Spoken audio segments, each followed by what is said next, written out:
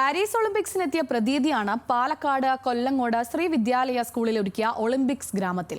Olympics ഇന്ന് ആരംഭിക്കാനിരിക്കെ വിദ്യാലയത്തിൽ ഒരുക്കിയ ഒളിമ്പിക്സ് ഗ്രാമം കായിക വിദ്യാർത്ഥികൾക്ക് പുത്തൻ അനുഭവമായി.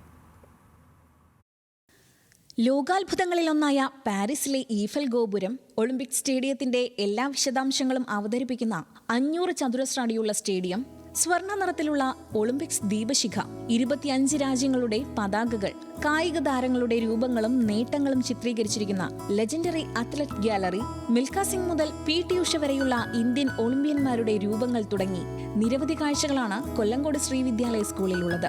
ഒളിമ്പിക്സ് വില്ലേജിന്റെ ഉദ്ഘാടനം K. ബാബു MLA നിർവഹിച്ചു. സ്പോർട്സ് കൗൺസിൽ വൈസ് പ്രസിഡന്റും Kerala state athletic association joint സെക്രട്ടറിയുമായ C. ഹരിദാസ് ഒളിമ്പിക്സ് പതാക ഉയർത്തി.